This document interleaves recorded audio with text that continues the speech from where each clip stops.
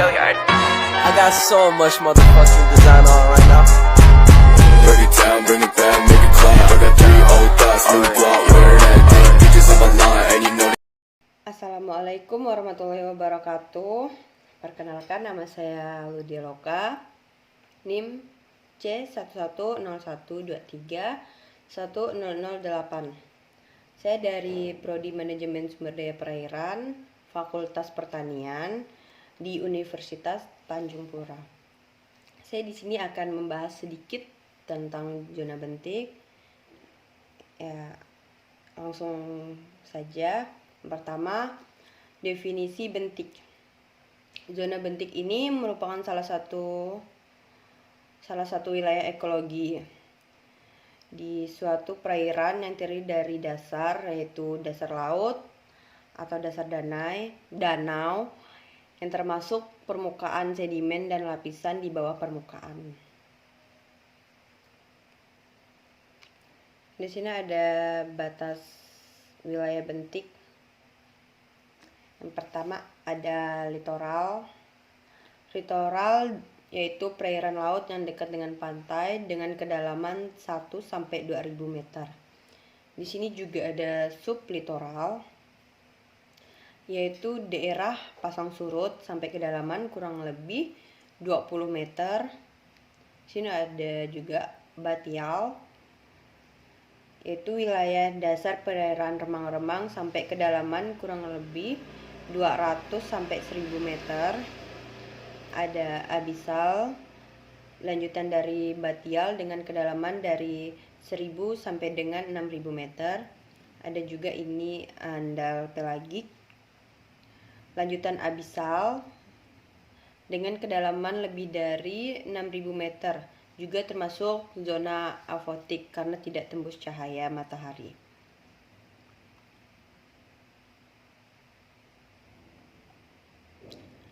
Ada jenis tumbuhan, faktor pembatas, dan penyebaran serta manfaat tumbuhan di wilayah bentik.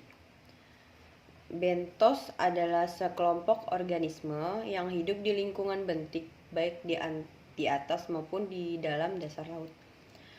Hal ini mencangkup biota yang menempel merayap di dasar laut. Kelompok biota ini melakukan aktivitas tersebut sesuai dengan cara hidup dari masing-masing spesiesnya. Juga termasuk di dalamnya seluruh hewan dan tumbuhan yang berada di daerah yang masih dipengaruhi oleh air pasang, daerah seperti litoral dan daerah sublitoral, dan yang tinggi di laut yang sangat dalam, yaitu daerah batial dan abisal.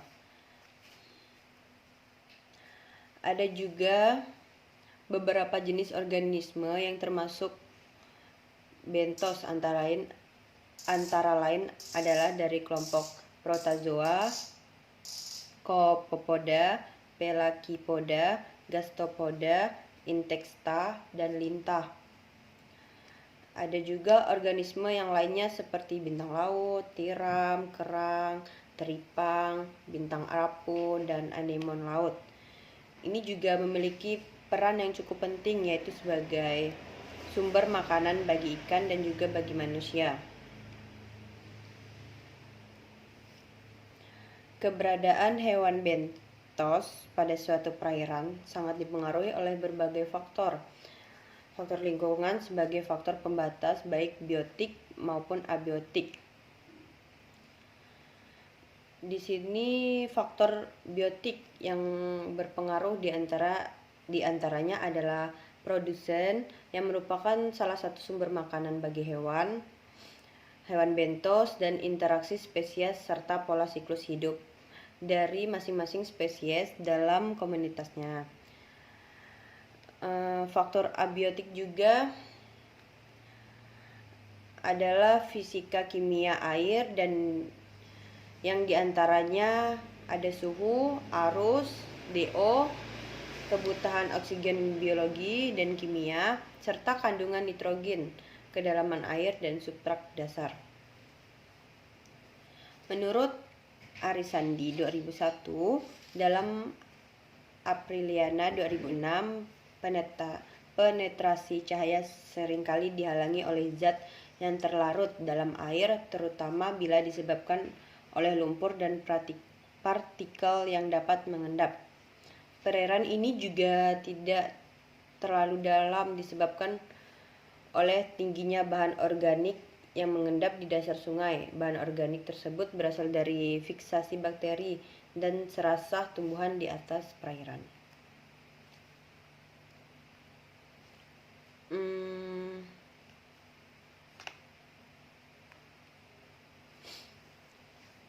Pendataan terlarut yang tinggi akan menimbulkan kekeruhan yang dapat mengakibatkan sebagai berikut. Yang pertama ada menurunnya oksigen terlarut atau DO dalam badan air, yang selanjutnya mengganggu suplai oksigen bagi organisme air termasuk bentos. Yang kedua, menurunkan penetrasi cahaya matahari yang masuk ke dalam badan air sehingga mengganggu proses fotosintesis tumbuhan air seperti hidrial, ganggang air, dan alga sedimentasi dasar laut, sehingga akan menutupi dasar sungai yang merupakan habitat bagi bentos.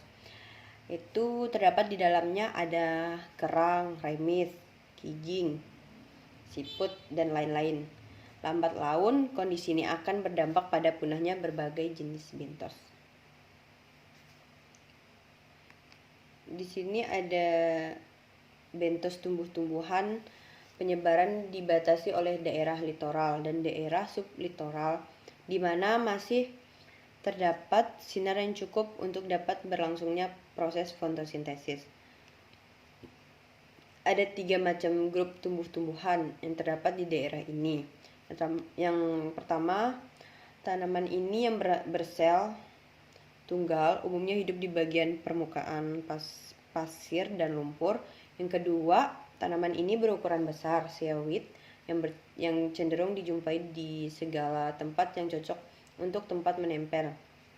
Yang ketiga, ada beberapa tanaman berbunga seperti rumput laut Zostera dan beberapa pohon-pohonan dan semak-semakan yang hidup di mangrove terdapat di daerah litoral. Di sini ada makroalga yang merupakan tumbuhan laut yang juga disebut tumbuhan bentik, yang termasuk dalam divisi Talophyta, yaitu tumbuhan yang mempunyai struktur karangka tumbuh tidak berdaun, berbatang, dan berakar. Namun semuanya terdiri dari talus pecabangan talus bercabang 2 dan terus menerus.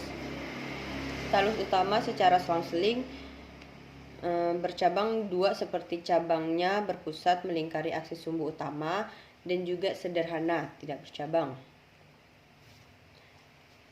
Di sini ada hewan-hewan bentik. Bentos hewan dibedakan menjadi 2 berdasarkan tempat hidupnya, yaitu infauna dan epifauna.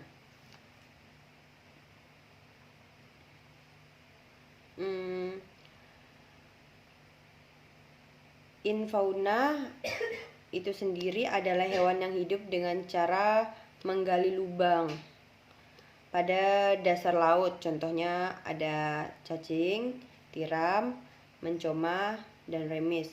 Sedangkan epifauna adalah hewan yang hidupnya di atas permukaan dasar laut. Contohnya kepiting, siput laut, dan bintang laut. Selain itu, bentos hewan dibedakan menjadi 3 berdasarkan ukurannya, yaitu mikrofauna, meofauna, dan makrofauna. Mikrofauna, hewan yang memiliki ukuran lebih kecil dari 0,1 mm, contohnya bakteri, diatom, chilata, amoeba, dan vigilata. Meofauna yaitu merupakan bentos yang mempunyai ukuran antara 0,1 mm sampai 1,0 mm, contohnya nematoda, Cephepoda, dan conifera. Di sini ada juga mangrofauna, yaitu merupakan bentos yang memiliki ukuran lebih dari 1 mm, 0,04 inci. Contohnya ada cacing, Annelida, mollusca, sponge, dan crustacea.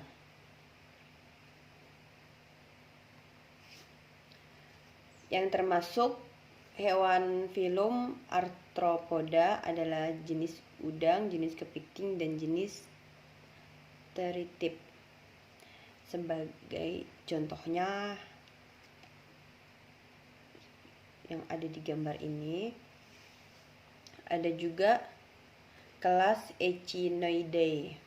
Kelas ini mencakup jenis-jenis bulu babi, bulu giant, mangis-mangis, dan dolar pasir.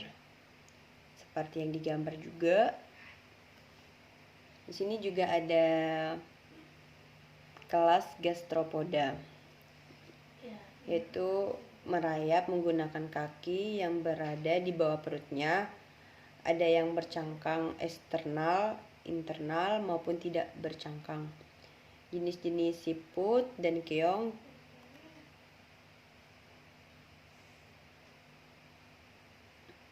jenis-jenis kelinci laut, dan jenis-jenis siput telanjang seperti yang digambar. Keong racun, kelinci laut, nudibranchia. Ada kelas Holoturoidae seperti di gambar ini juga. Kelas ini terdiri dari beragam jenis-jenis teripang. Ada filum Chordata, subfilum Tunicata. Contohnya digambar lubang air keluar, lubang air masuk. Propalea sp. Secara sekilas hewan Tunicata tampak seperti hewan spons filum Porifera. Tetapi susunan tubuh hewan Tunicata lebih kompleks dibandingkan dengan hewan Porifera. Satu ciri khas utama hewan Tunicata adalah adanya notochord yang terkadang terlihat dengan mata telanjang dan berada di sisi dorsak punggung tubuh. Ini foto bulu seribu Achnataster franci.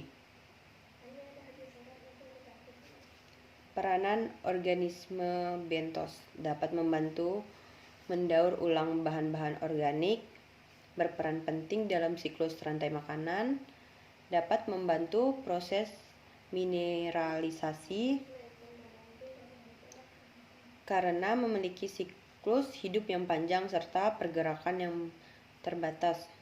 Organisme bentos ini juga bisa dijadikan sebagai indikator terjadinya pencemaran. Jadi kesimpulannya yaitu nilai-nilai penting komunitas bentik adalah sebagai mata rantai jaringan makanan yang menjadi sumber pakan bagi ikan-ikan karnivora. Karena cahaya tidak dapat menembus wilayah bentik, maka organisme yang tinggi di lingkungan tersebut mendapatkan energi dari bahan-bahan organik yang turun dari zona yang lebih tinggi, atau bisa dikatakan bahwa rantai makanan organisme bentik ini ditopang oleh benda mati atau membusuk yang melayang dari zona yang lebih tinggi. Sumber utama makanan organisme bentos ini adalah ganggang serta limpasan organik dari tanah. Sekian presentasi dari saya. Mohon maaf apabila ada salah kata atau penyampaian yang kurang jelas, mohon dimaafkan. Sekian, terima kasih. Wabillahi taufiq wal hidayah. Wassalamualaikum warahmatullahi wabarakatuh.